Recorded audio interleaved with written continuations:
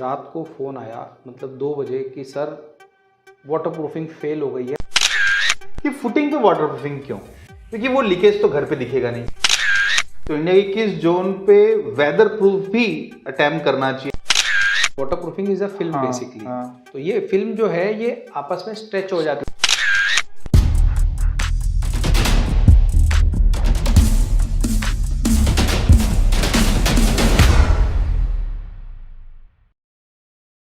स्वागत है आप सभी का आज के पॉडकास्ट में। मैं स्पेशली इनवाइट किया हूं वाटर प्रूफिंग के specialist professional technical services private limited के one and only director mister Vishal Rastogi ji का। Thank you. Welcome sir.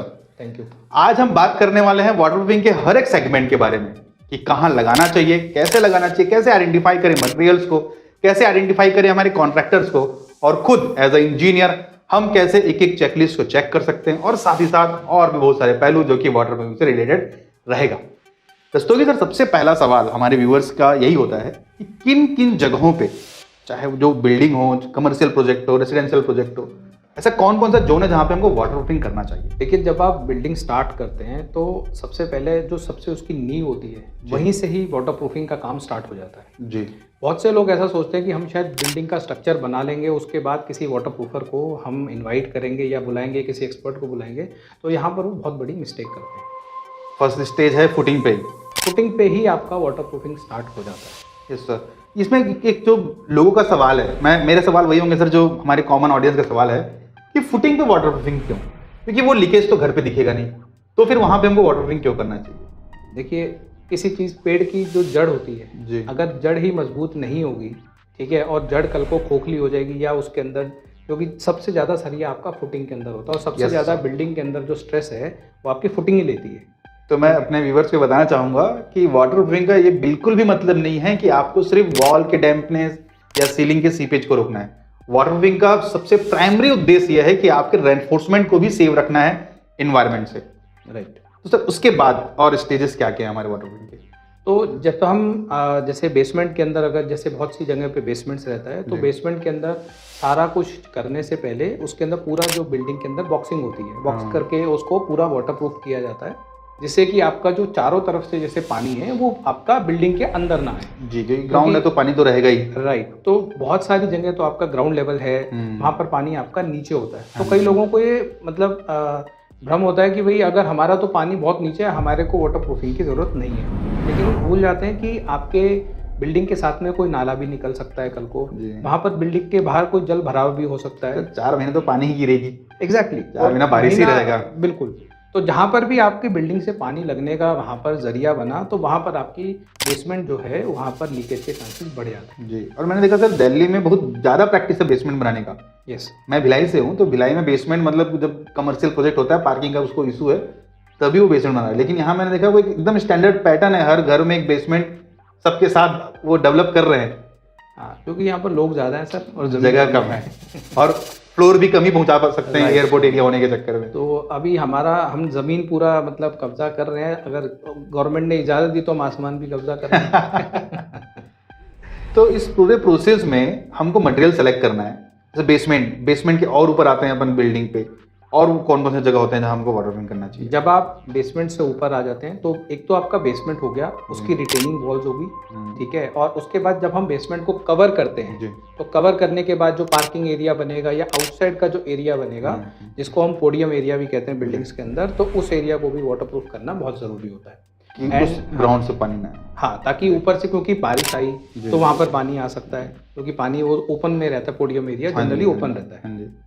And podium के साथ में फिर जनरल हम लोग लैंडस्केपिंग करते हैं, गार्डनिंग करते हैं, तो उस तरह की गार्डनिंग के अंदर तो मस्ट हो जाती है वाटरप्रूफिंग करना, ताकि वहाँ पर से कल को आपका, चूँकि गार्डनिंग के अंदर सॉइल रहता है, पेस्टिसाइड रहते हैं, फर्टिलाइजर्स रहते हैं, तो वहाँ पर तो आपको बिल्कुल मस्ट हो जाता है। तो वहाँ पर आपको पूरा वाटरप्रूफ करके ही फिर ही आपको सारी चीज़ें, और उसका एक पैटर्न है, उसका भी एक मतलब तरीका है, उसी तरीके से ही होता है। वो तरीके पे अपन आएंगे सर आगे। और इसके ऊपर और कौन कौन से स्टेज हमारे वाटर प्रूफिंग के? उसके बाद फिर जब हम ऊपर चलते हैं तो फिर हमारे फ्लोर शुरू हो जाते हैं। तो फ्लोर्स के अंदर हमारे जितने बाथरूम्स हैं, संकन एरिया हैं, बालकनीज हैं, किचन हैं, तो ये सब जितने भी हैं उन सबको हमें वाटरप्रूफ करना पड़ता है हर फ्लोर पे, हर फ्लोर पे। कि बाथरूम, किचन, सनकन एरिया या बालकनीज एरिया हो गए जो है उसको अपन को वाटरप्रूफिंग करना है। राइट। क्या हमको कॉमन फ्लोर को भी वाटरप्रूफिंग करना चाहिए क्या, जैसे बेडरूम हो गया, हॉल हो गया?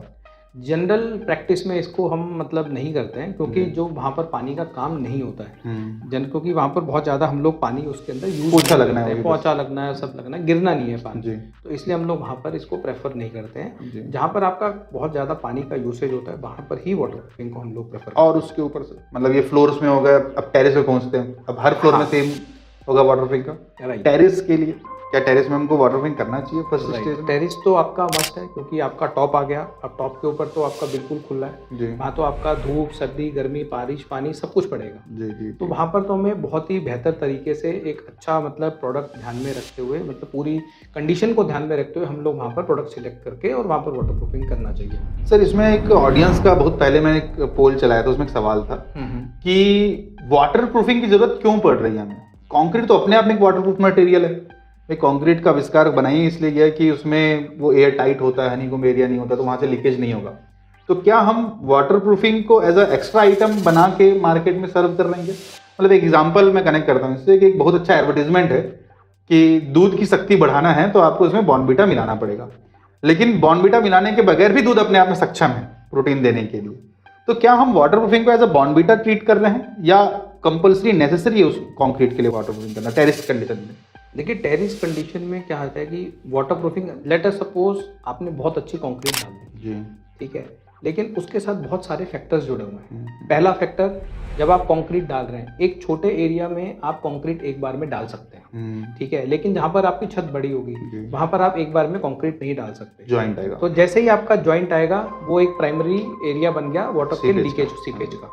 चाहे आप कितनी भी कोशिश कर लें, अगर वहाँ पर आप कोई वाटरप्रूफिंग ट्रीटमेंट नहीं करेंगे वहाँ पर आपका पानी नीचे जा सकता है। सेकंड आपके होते हैं सबसे ज़्यादा जो वीक पॉइंट होते हैं वो आपके कॉर्नर्स होते हैं। तो कॉर्नर्स जितने भी रहते हैं वहाँ पर जनरली लोग क्या करते हैं कि आपका कंक्रीट डालते हैं और वहीं से अपना पैरापेट शुरू कर देते हैं। तो जो पैरापेट और जो कंक्रीट का जो जॉइंट है वो सबसे बड़ा वीक पॉइंट होता है जी, जिसके लिए अपन प्रैक्टिस में लाते हैं हॉलर्स, जो हम बाटा बनाते हैं या जिसको देसी भाषा में हम लोग गोला बोलते हैं, गोला। तो वो गोला जब लोग बनाते हैं, लेकिन गोला भी सीमेंट का बना होता है, तो सीमेंट के अंदर वो प्रॉपर्टीज नहीं होती कि वो जो गर्मी और सर्दी के अंदर कंक्रीट भी फैलता और सिकुड़ता है, ऐसे ही ईंटों की जो पैरापेट है वो भी फैलती और सिकुड़ती है। जब ये दोनों, लेकिन इन दोनों का फैलने और सिकुड़ने का जो क्रम है वो अलग अलग है, ठीक है। उस वजह से क्या होता है कि वहां पर एक क्रैक डेवलप होता है। आपने बहुत बार देखा होगा कि बिल्डिंग की पैरापेट को बाहर से अगर आप देखेंगे तो वहां पर आपको एक क्रैक नजर आएगा, तो इसी वजह से होता है। तो जितने जॉइंट्स हैं, जितने आरसीसी और कंक्रीट ब्रिकवर्क के जॉइंट हैं, हर जगह क्रैक्स दिखेंगे यदि हमने उसको ट्रीट नहीं किया है फर्स्ट स्टेज में। राइट। मैं एक चीज़ और बोला था, जैसे अब जब आप कंक्रीट भी करते हैं तो उसके अंदर भी कई बार आप प्रॉपर क्योरिंग नहीं कर पाए, ठीक है, या तो आप हर स्टेप पे आपने विजिल रखा, ठीक है, जो कि आज के टाइम पे इतने फास्ट मतलब काम हर किसी को चाहिए कि आज उसने घर शुरू किया और वो 2 महीने बाद तो रहने आ जाए, ठीक है। अब यही प्लान पे लोग घर बना रहे हैं। एग्जैक्टली। तो उसके लिए जो बेसिक प्रैक्टिसेस है उनको, और कॉन्ट्रैक्टर भी जो हैं वो भी काम उठा लेते हैं कि भाई हाँ जी हमने काम देना है, हम फटाफट करके बस इनको हैंड ओवर करें जी। उस केस में सबसे ज़्यादा जो कॉम्प्रोमाइज़ होता है वो कंक्रीट की क्वालिटी होती है। Yes sir. तो कंक्रीट की जब क्वालिटी कॉम्प्रोमाइज़ होगी तो वहाँ अब उसके अंदर क्रैक्स आ गए या कुछ आ गया तो वहाँ पर पानी आया जहाँ पर भी वहाँ से लीकेज होगी। मतलब जो पहला बेस जो जोन है वो है कंक्रीट। कंक्रीट तो है ही। कंक्रीट का वर्क का लेवल अच्छा होना चाहिए, कंक्रीट की चेकलिस्ट अच्छी होनी चाहिए। तो वाटरप्रूफिंग से पहले जितने जोन में कंक्रीटिंग है उसकी चेकलिस्ट बहुत इंपॉर्टेंट है, और उसी के साथ साथ वाटरप्रूफिंग का डिसीजन लेना। राइट। तो क्या इसको एग्जीक्यूशन करने से पहले हमको प्लानिंग करना चाहिए किसी कंसल्टेंट के साथ बैठ के? एग्जैक्टली।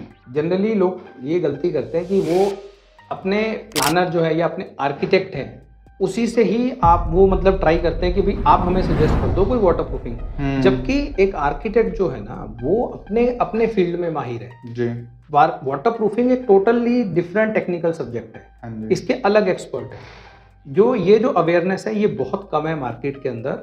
मतलब जनरली मैं आपको बताऊं कि 10 से 15 लोग ही इसको जानते हैं कि वाटरप्रूफिंग जो है एक एक्सपर्ट से करानी चाहिए। ये 10 से 15 लोग, आप पूरे इंडिया की बात कर रहे हैं? मैं पूरे इंडिया की बात कर रहा हूँ। मतलब 10 से मतलब 15 ये अवेयरनेस का लेवल है अभी। हाँ। मतलब 15-20 प्रोफिशिएंट हैं इस इंडस्ट्री में। हाँ बस, तो ये यहाँ पर क्या है कि लोग जो हैं एक्सपर्ट को मतलब उनको पता ही नहीं है कि एक्सपर्ट से करना चाहिए। वो आर्किटेक्ट से पूछते हैं या अपने बिल्डर से पूछते हैं, और उसके बाद जिसको आर्किटेक्ट को जितना पता होता है और वो ज्ञान जो उसको वो एक्सपर्ट देता है या कंपनीज देती हैं। हाँ जी। ठीक है ना। लेकिन एक एक्सपर्ट का काम क्या होता है कि वो आपकी बिल्डिंग के प्लान को समझता है। जी। आपको उसी जैसे ही आपका प्लान बन रहा है, आपको अपने आर्किटेक्ट के साथ वाटर प्रूफिंग वाले को इन्वॉल्व करना है। तो एक इंजीनियर के पास एक टेंडर पहुंचा या किसी कोई क्लाइंट अपना घर बनवाना चाह रहा है, उसने आर्किटेक्ट से प्लान बनवा लिया। अब वो प्रोफेशिएंट कैसे ढूंढे, इंडस्ट्री में प्रोफेशनल्स कैसे अवेलेबल है, या किस प्रोफेशन पे वो मतलब किस टाइप के वाटर प्रूफर पे वो, क्या ऐसा भी प्रोसेस है जिससे हम आइडेंटिफाई कर रहे हैं यार ये पर्सनालिटी अच्छा है मेरे को, ये जिससे मैं काम करवा सकता हूँ? जी, उसके लिए मैं आपको एक बताता हूँ कि हमने बहुत पहले ये प्रॉब्लम रियलाइज़ करी। जी। जो वाटर प्रूफिंग इंडस्ट्रीज़ के कई लोग थे, हम लोग जब आपस में बैठे तो हमने ये प्रॉब्लम रियलाइज़ करी कि सही लोगों के पास कैसे पहुँचे।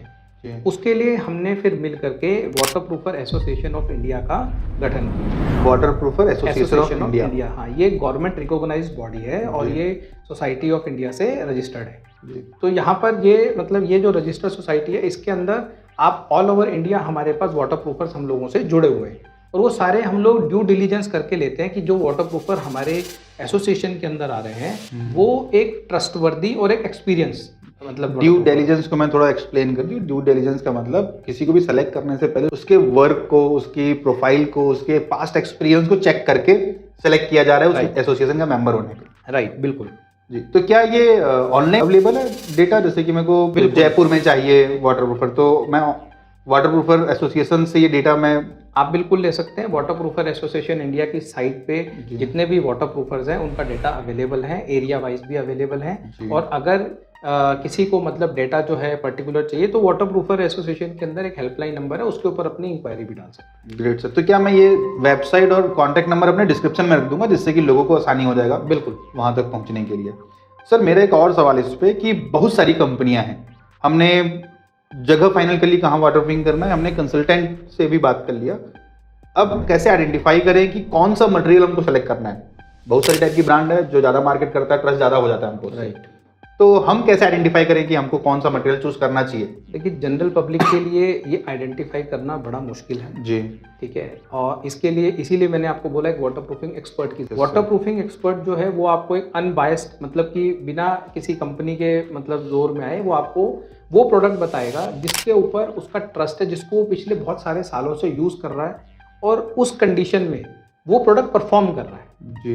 तो यहाँ पर कई सारी चीज़ें इंपॉर्टेंट हैं। पहला कि प्रोडक्ट सिलेक्शन आपकी जगह को देख करके होता है कि आप किस एरिया में वो प्रोडक्ट लगा रहे हैं। इन्वायरमेंट कंडीशन के साथ साथ वो पर्टिकुलर जोन आपकी बिल्डिंग का जोन जो है, जैसे कि बेसमेंट है उसके लिए आपका प्रोडक्ट बिल्कुल अलग होगा, आपका पोडियम के लिए प्रोडक्ट अलग है, बाथरूम के लिए अलग है और टेरेस के लिए अलग प्रोडक्ट है। ठीक है, तो ये अलग अलग प्रोडक्ट जो है वो एक्सपर्ट उस प्रॉपर्टी के जो नक्शे के हिसाब से, उस प्रॉपर्टी की कंडीशन के हिसाब से, उसकी ज्योग्राफिकल कंडीशन के हिसाब से, वहाँ की एनवायरमेंटल कंडीशन के हिसाब से ये सब प्रोडक्ट डिज़ाइन होते हैं जी। जैसा कि मैं आपको एग्जांपल देता हूँ कि जो प्रोडक्ट -20 डिग्री में परफॉर्म करता है वो प्रोडक्ट शायद वो 50 डिग्री में परफॉर्म ना करता हो। हाँ जी सर। तो अगर किसी को ये ज्ञान नहीं होगा तो वो प्रोडक्ट सिंपली कि जी मैंने तो बाहर फ्रांस में प्रोडक्ट देखा, ये बहुत बढ़िया प्रोडक्ट है, मैं वहाँ से यहाँ पर इंपोर्ट कर लिया, इससे मैं अपना, अब वो नॉर्थ इंडिया में रहता है, उसके टेम्परेचर बिल्डिंग का 50-60 डिग्री पहुँच जाता है और फ्रांस में जहाँ पर टेम्परेचर 30 डिग्री से ऊपर नहीं जाता, वो प्रोडक्ट वहाँ के लिए बना है। हाँ जी सर। यहाँ के लिए जो प्रोडक्ट है वो यहाँ के लिए बना है। मतलब इसको ऐसा समझें कि जो जम्मू कश्मीर में कपड़ा पहन के मार्केट में घूमेंगे वो गर्म कपड़े हम गोवा में पहन के नहीं घूमेंगे, गोवा के लिए अलग सा कपड़ा है। तो वैसे हर एक सिचुएशन के लिए अलग मटेरियल। तो as a engineer point of view से कि मुझे काम करवाने से पहले, काम करवाते वक्त और काम करवाने के बाद किस किस मुद्दे को ज्यादा ध्यान रखना चाहिए? देखिए, सबसे पहला जो आपका जोर होना चाहिए कंक्रीट के ऊपर जी। आपकी कंक्रीट जितनी अच्छी होगी आपकी वाटर प्रूफिंग प्रॉब्लम उतनी कम होगी। तो क्या इसको कंक्रीट के साथ मैं ये भी कहूँगी यदि मेरे को एक्सटीरियर वॉल पे मेरा हैवी रेनी एरिया है या वॉल से सीपेज आ रहा है, उस कंडीशन पे भी मेरे को किस तरीके से प्रिकॉशंस रखना चाहिए? इसको देखिए, बहुत पुराने टाइम से क्या होगा कि अब जो नई प्रैक्टिसेस आ रही हैं, जो नए डिज़ाइन आ रहे हैं, उसमें नए चैलेंज आ रहे हैं। तो वाटर प्रूफिंग पहले एक सब्जेक्ट था, अब एक और नया सब्जेक्ट है, इसको हम बोलते हैं वेदर प्रूफिंग। अच्छा। तो वाटर प्रूफिंग तो जनरली जहाँ पर आपका पानी का बहुत ज़्यादा इंग्रेस हुआ या पानी हमेशा पड़ता रहता है, उस पर्टिकुलर जगह पे हम लोग वाटर प्रूफिंग करते हैं। लेकिन अब बिल्डिंग के अंदर बहुत सारी ऐसी चीज़ें होगी, अब इतनी महंगी महंगी बिल्डिंग्स बन रही हैं, उसके अंदर इतने महंगे महंगे फिक्सचर्स, फर्नीचर सब लग रहे हैं, तो उनको अब बिल्डिंग को पूरा बचाने की ज़रूरत पड़ती है, तो उसको हम लोग वेदर प्रूफिंग बोलते हैं। Yes sir. तो वाटर प्रूफिंग और वेदर प्रूफिंग है लगभग एक काम, लेकिन थोड़ा सा कॉन्सेप्ट अलग है। एग्जैक्टली जैसे कि अभी आपने बोला कि बाहर की दीवार है जी, अब दीवार के ऊपर जब आपकी रेन पड़ती है, लोगों को लगता है कि बारिश में हमने तो सिंपल प्लास्टर और पेंट कर लिया, हमारा काम हो जाएगा। लेकिन जब आपकी रेन जो है उसकी विंड स्पीड ज़्यादा होती है और वो एक पर्टिकुलर एंगल पे आपके पेंट के ऊपर पड़ेगी, तो वो आपका वो पेंट को मतलब पार करते हुए आपके स्ट्रक्चर तक पहुंच जाती है, आपकी दीवार तक पहुंच सकती है, जो उसकी सीपेज है, जो उसकी नमी है, वो वहाँ तक पहुँच सकती है। तो ऐसी जगह के लिए आपके प्रोडक्ट अलग डिज़ाइन होते हैं। तो ये कितना किस एरिया पे स्पेशली, मतलब इंडिया में लगभग आप हर जोन को से अवेयर है, तो इंडिया की किस जोन पे वेदर प्रूफ भी अटेम्प्ट करना चाहिए किसी भी क्लाइंट को? देखिए सबसे ज़्यादा एक्सट्रीम जोन तो आपका नॉर्थ जोन ही है। हाँ, क्योंकि यहाँ पर सर्दी भी फुल पड़ती है और गर्मी भी फुल पड़ती है, बारिश भी फुल पड़ती है। तो सबसे ज़्यादा एक्सट्रीम जोन जो है, जो प्रोडक्ट यहाँ पर चल जाता है, मोस्ट प्रोबेबली वो इंडिया के सभी पार्ट के अंदर मतलब चल जाता है। लेकिन कुछ एक पार्ट है, जैसे कि मैं आपको बताता हूँ कि आपका ना जैसे कश्मीर है, अब कश्मीर में वहाँ पर माइनस में ही मोस्टली मतलब ठंडा ही वेदर है जी, तो वहाँ के प्रोडक्ट अलग है। शिमला है, शिमला के ऊपर वाले एरियाज हैं, तो वहाँ के लिए अलग प्रोडक्ट यूज़ करने पड़ते हैं जी। सर इस पूरे प्रोसेस के साथ आपने कभी ऐसा एक्सपीरियंस किया है कि किसी बहुत बड़ा प्रोजेक्ट है किसी बिल्डर का, उसने वाटर प्रूफिंग करवा रखा है और वो वाटर प्रूफिंग पूरा का पूरा फेल हो गया, उस सिचुएशन पे आपका क्या डिसीजन होता है या क्या आप सजेस्ट करना चाहेंगे हमारे व्यूअर्स को? देखिए वाटर प्रूफिंग फेल होना सिर्फ वाटर प्रूफिंग एजेंसी की फेलियर नहीं है, इसके पीछे बहुत सारे कारण हैं। मैं एज अ कंसल्टेंट मैं बहुत सारी बिल्डिंग्स के अंदर जाता हूँ, वहाँ पर हम सबसे पहले आइडेंटिफाई करने की कोशिश करते हैं कि वाटर प्रूफिंग जो प्रॉब्लम है वो किस वजह से प्रॉब्लम हो रही है। फॉर एग्जाम्पल एक वाटर प्रूफर ने एक वाटर प्रूफिंग, जनरली जो मैं आपको कॉन्सेप्ट बताता हूँ कि जनरली लोग क्या करते हैं, छत के ऊपर वाटर प्रूफिंग करवाई या बाथरूम के अंदर वाटर प्रूफिंग करवाई, उसके बाद पानी भर के छोड़ देते हैं 24 घंटे 48 आवर्स। अब उसके अंदर कोई प्रॉब्लम नहीं है, इसका मतलब वाटर प्रूफिंग आपकी एकदम सही हुई है, कहीं से कोई लीकेज नहीं। हाँ जी। अब उसके बाद जो रोल शुरू होता है वो दूसरी एजेंसीज का शुरू होता है। जैसे कि एक इलेक्ट्रिकल वाला आया, अगर उसको नहीं पता कि यहाँ पर वाटर प्रूफिंग हुई हुई है और उसने अपना पाइप थोड़ा सा टाइम बचाने के लिए या थोड़ा सा पैसा बचाने के लिए आपका पाइप नीचे करके डाल दिया और उसके अंदर झिरी काट दी, आप वाटर प्रूफर को तो पता भी नहीं लगेगा जी, ठीक है, ना ही उसके ओनर को पता लगेगा। हाँ जी। तो पहला पॉइंट ये। दूसरा पॉइंट टाइल या पत्थर लगाने वाला। टाइल या पत्थर लगाने वाले जनरली क्या होता है कि कॉर्नर में जब जाते हैं तो वो सेटिंग करने के लिए क्या करते हैं, उधर से उसको छील देते हैं।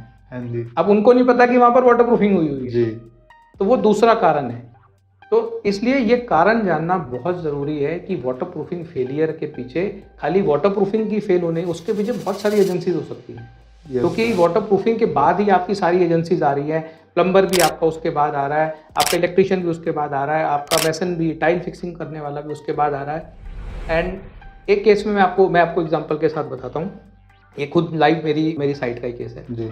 हमने एक बहुत ही बड़ी इंडस्ट्री है, उसके हमने जो उसका ऑफिस था, नया ऑफिस बना था बिल्कुल, हमने उसकी छत के पूरे वाटर प्रूफिंग किया बहुत बढ़िया तरीके से। हमने मतलब टाइमली उसको हमने टाइम पीरियड में और उसको टेस्टिंग वेस्टिंग करा करके सब कुछ हैंड ओवर कर दिया। 3 महीने तक 4 महीने तक कोई प्रॉब्लम नहीं थी, कोई मतलब बारिश भी होगी, सीजन भी चला गया। अचानक एक दिन मेरे पास रात को फ़ोन आया, मतलब 2 बजे, कि सर वाटर प्रूफिंग फेल हो गई है, यहाँ पर झरने बह रहे हैं। तो मैं बड़ा हैरान, मैंने कहा ऐसा क्या हो गया, मतलब अचानक से। हाँ, कल तक एक बूंद नहीं था, क्योंकि उस टाइम अचानक बीच बीच में जैसे स्पेल्स आ जाते हैं, तो उसमें और हुआ भी काम, डायरेक्टर के रूम में पूरा का पूरा सीलिंग के अंदर से पानी आ रहा है, पूरा का पूरा। अब वहाँ पर मैं रात को ही अपनी टीम को मैंने फ़ोन किया, हम लोग वहाँ पर रात को इंस्पेक्शन के लिए गए और तब तक हम मतलब सुबह भी हो गई थी। सुबह हमने देखा कि वहाँ पर एक ना पूरा स्ट्रक्चर खड़ा हुआ है, जो कि हमने जब वाटर प्रूफिंग करी थी तब वो स्ट्रक्चर था ही नहीं। अच्छा, मतलब एक टेम्परेरी स्ट्रक्चर। हाँ, जो कि आपका मेटल के ऊपर बना रखा था उन्होंने। तो मैंने उनको बोला कि सर ये स्ट्रक्चर तो पहले आपकी ड्राइंग में था ही नहीं, ये स्ट्रक्चर कब खड़ा हो गया? तो कहने नहीं, हमने यहाँ पर ना अभी कैंटीन बनानी है, तो कैंटीन के लिए हमने ये फाल स्ट्रक्चर खड़ा कर दिया। अब उस स्ट्रक्चर को सपोर्ट करने के लिए जो उन्होंने मेटल फ्रेम लगाया था, उस मेटल फ्रेम के अंदर इतने बड़े बड़े स्टड्स उन्होंने मार दिए, इतने बड़े बड़े फास्टनर्स मार दिए उन्होंने जी। अब वो फास्टनर जो है उनको सील किया नहीं, और वो पूरे के पूरे फास्टनर जो है वो वाटर प्रूफिंग को सब डैमेज कर चुके हैं, जा करके नीचे उसमें डैमेज कर चुके थे। अब उन्होंने और वो वहाँ पर मानने को तैयार नहीं थे, इसकी वजह से प्रॉब्लम आ रही है। तब मैंने उनको, जनरली हम लोग क्या करते हैं कि प्री और पोस्ट जो साइट है उसकी फोटोग्राफ अपने पास रखते हैं। तो हमने जब उनको पोस्ट की फोटोग्राफ दिखाई कि सर ये देखिए इसके अंदर ये प्रॉब्लम नहीं है, और एक फास्टनर उनसे खुलवाया कि सर एक फास्टनर खोलिए, तब उनको ये मतलब वो ये माने कि और बढ़ गया होगा फिर। एग्जैक्टली क्योंकि जो पानी जो था वो बेसिकली क्या है कि उसको तो जगह चाहिए, उसको तो जगह चाहिए, एक बाल बराबर जगह मिली नहीं और उसने वहां से निकला। तो ये कई ऐसी चीजें होती है। तो मैंने अपने केस में देखा है कि अगर 100 प्रॉब्लम 100 टाइम्स अगर मेरे पास फोन आता है कि सर पानी की लीकेज है, तो उसमें वाटर प्रूफर की प्रॉब्लम सिर्फ 10 टाइम्स होती है। 90% there are different other factors, कि वो हो सकता है स्ट्रक्चर ही वीक हो, स्ट्रक्चर वीक होता है कि स्ट्रक्चर पे सही से काम नहीं हुआ है, फिर तो कुछ नहीं बदल सकते। जैसे हमारा सेस्मिक जोन में आता है, अब सेस्मिक जोन के अंदर मान लीजिए आपने कंक्रीट जो डाली, अब कंक्रीट की भी एजिंग है, कंक्रीट भी एज के साथ थोड़ा थोड़ा धीरे धीरे खराब हो गया, कंक्रीट अच्छा नहीं पड़ा। उस टाइम पे कुछ भी प्रॉब्लम नहीं थी, लेकिन उस टाइम पे उन्होंने जो लोड उसके ऊपर दिया हुआ था उसके हिसाब से वो वाटरप्रूफिंग ठीक थी, उसने अपने हिसाब से सही कर दिया। अब क्या हुआ, अर्थक्वेक आया, अर्थक्वेक के अंदर बिल्डिंग हिली, और उस वाइब्रेशन के अंदर जो वाटरप्रूफिंग कर रखी थी उस वाटरप्रूफिंग ने वो उस पर्टिकुलर क्रैक्स को अंदर वो नहीं झेल पाई, क्योंकि वो उसके लिए बनी नहीं है, उसकी लिमिट से ऊपर था जी। उसमें वाटरप्रूफिंग की गलती नहीं है जी। उसमें वो स्ट्रक्चर की गलती है, या जिसने उस टाइम पे वाटरप्रूफर को बोला कि भाई इसके ऊपर आप ये प्रोडक्ट यूज करो, या जिसने सजेस्ट किया उसकी गलती है। तो क्या अर्थक्वेक रेजिस्टेंस भी वाटरप्रूफिंग मटेरियल्स आते हैं? अर्थक्वेक रेजिस्टेंस नहीं आते, बेसिकली इसको हम बोलते हैं क्रैक ब्रिजिंग प्रोडक्ट्स।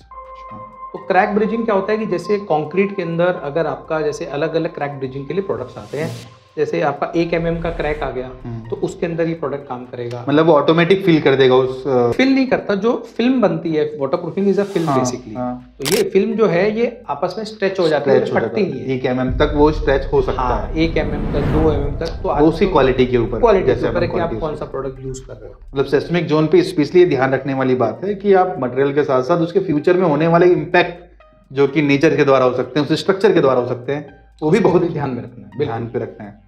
तो सर जो बेसिक सा प्रॉब्लम आता है वाटरप्रूफिंग करवाते वक्त, एक तो समय नहीं देते, और मैंने एक और देखा इस इंडस्ट्री में एक प्रॉब्लम कि जब से ये टेलीफोनिक टेक्नोलॉजी आ गई है तब से हर लेबर के कान पे फोन चिपके ही रहता है। तो क्या ये भी एक बड़ा मुद्दा है इस वाटरप्रूफिंग के फेलियर, मतलब उस लीकेज को होने का, कि लेबर कहीं एक्टिव नहीं है? देखिए BMW गाड़ी लेने से इसका मतलब ये नहीं है कि उसका एक्सीडेंट नहीं हुआ। हाँ जी सर। उसको चलाने वाला जो ड्राइवर है ना वो इम्पोर्टेंट है जी।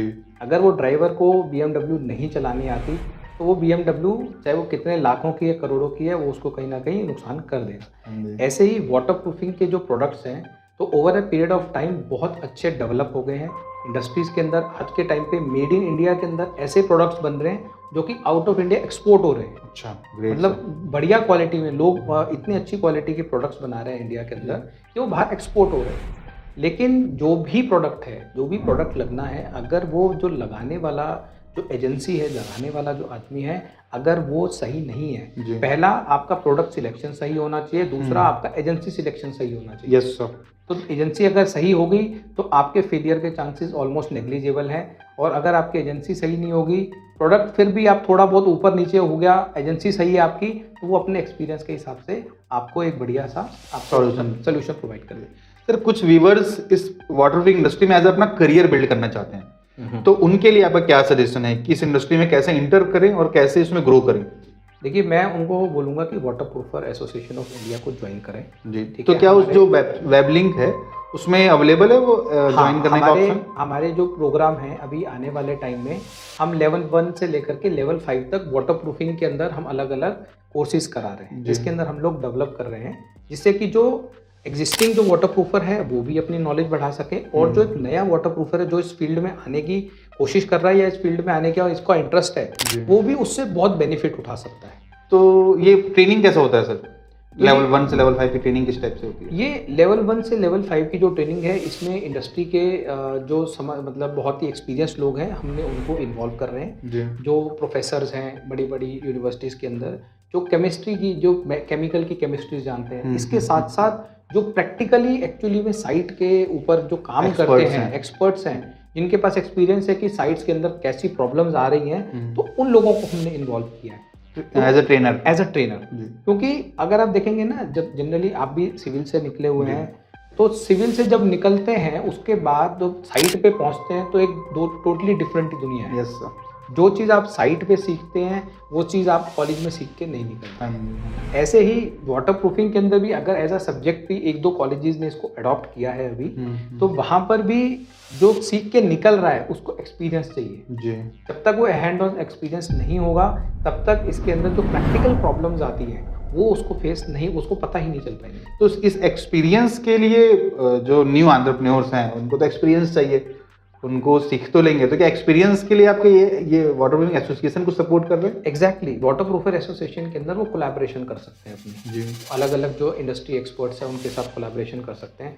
जैसे कि अभी पीछे हमारे जो वाटर प्रूफर एसोसिएशन के जो प्रेसिडेंट हैं, तो उन्होंने अपनी साइट के ऊपर मतलब नए वो एक तो मेड इन इंडिया प्रोडक्ट्स को हम लोग बहुत ज़्यादा तवज्जो देते हैं, बहुत ज़्यादा हम उनको प्रमोट करते हैं जी।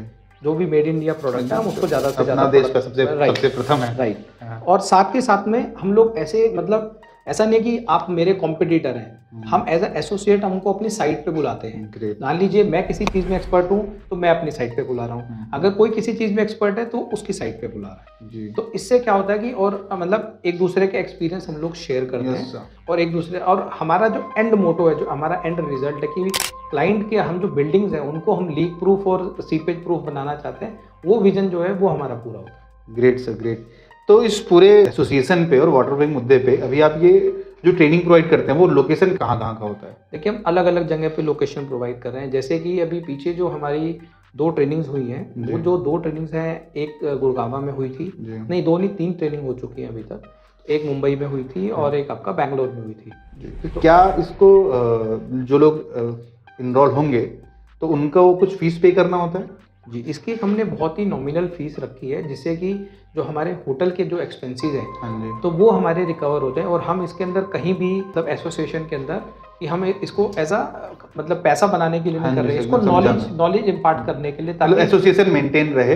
राइट, एसोसिएशन मेंटेन रहे, साथ के साथ में नॉलेज जो है लोगों के अंदर आगे जाए, और जो एक्सपीरियंस शेयर करने वाले लोग हैं वो भी मेरी तरह ही वाटर प्रूफर है। वो हम लोग एक ही मतलब माइंडसेट से आए हैं कि हमें इस जो फील्ड है वाटर प्रूफिंग का, इसको हमें एक टेक्निकल फील्ड के लिए एस्टैब्लिश करना है ताकि लोग इसकी इंपॉर्टेंस समझें। Yes sir.